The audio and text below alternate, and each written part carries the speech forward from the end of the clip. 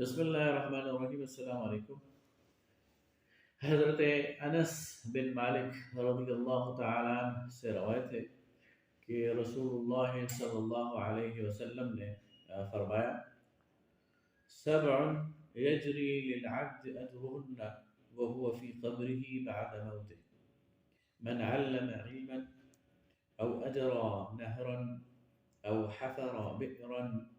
او غرس نخلا أو بنى مسجدا أو ورث مصحفا أو ترك ولدا يستغفر له بعد موته۔ نبی کریم صلی اللہ علیہ وسلم نے فرمایا کہ 7 کام ایسے ہیں جو بندے کو قبر میں بھی فائدہ پہنچاتے رہیں گے اس کی موت کے بعد۔ پہلی بات یہ کہ اگر اس نے کوئی مفید علم کسی کو سکھایا ہو، یہ علم قرآن کا بھی ہو سکتا ہے، یہ علم حدیث کا بھی ہو سکتا ہے، یہ فقہ کا بھی ہو سکتا ہے، شریعت کا بھی ہو سکتا ہے، اخلاق کا بھی ہو سکتا ہے، اور دنیا کے اندر باقی رائج فنون بھی ہو سکتے ہیں۔ اگر کوئی کسی شخص کو کوئی فن سکھا دے اور وہ اس فن کے ذریعے کوئی روزی روٹی کمائے، رزق حلال کمائے، تو اس کا اجر سکھانے والے کو بھی ملے گا۔ قرآن پڑھانے والے کو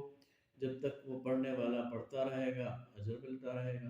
حدیث کے طالب علم کو جب حدیث سکھائی جائے گی تو جب تک وہ اس پر عمل کرے گا، اس کو پڑھتا اور پڑھاتا رہے گا، تو جو استاد ہے اس کو اس کا اجر ملتا رہے گا۔ تو علم سکھانے والا وہ کبھی بھی خسارے میں نہیں رہتا، بلکہ وہ ہمیشہ اجر سمیٹتا رہتا ہے، یہاں تک کہ وہ قبر میں پہنچ جائے تو اس کا اجر منقطع نہیں ہوتا۔ او اجرا نہرن، اور کوئی شخص وہ نہر کھدوا دے،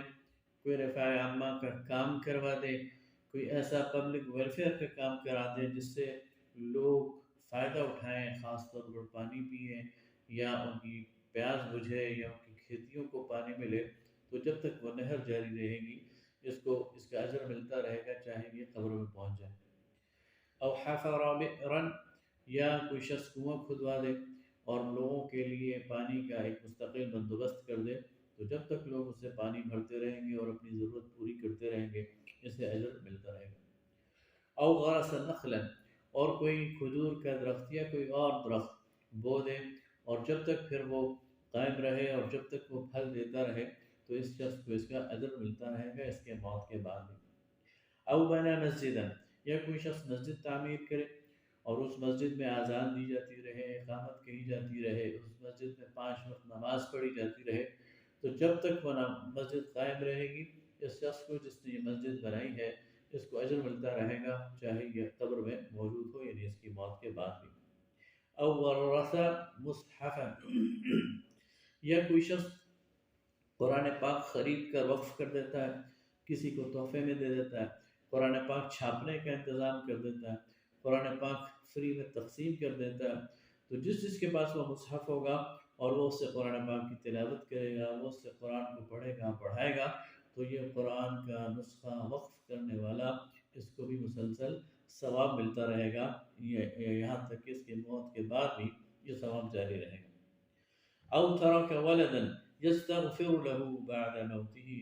یا کوئی شخص اپنی اولاد کی اس طرح تربیت کرے کہ اس کی موت کے بعد اس کے لیے استغفار کرے تو یہ اجر بھی اسے ملتا رہے گا۔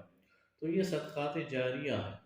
کہ ایک انسان اس دنیا میں تو عمل کرتا رہتا ہے اور موت کے ساتھ اس کے عمل کا یہ سلسلہ منقطع ہو جاتا ہے اور اس کا دفتر بند ہو جاتا ہے، اس کی نیکیوں کا سلسلہ رک جاتا ہے۔ لیکن اس حدیث کے مطابق ان 7 کاموں میں سے کوئی کام اگر کوئی شخص خالص اللہ کی رضا کے لیے کرے گا تو یہ اس کا اجر اسے موت کے بعد بھی ملتا رہے گا اور جب تک وہ کام ہوتے رہیں گے یہ اجر جاری رہے گا۔ اس لیے ہمیں چاہیے کہ ہم آخرت کے نقطہ نظر سے ان 7 کاموں پر توجہ کریں، فوکس کریں اور ان میں سے 1 یا 2 یا سب کام کرنے کی کوشش کریں اور آخرت کے لیے اور قبر کے لیے ذخیرہ بنائیں۔ وآخر دعوانا ان الحمد للہ رب العالمین۔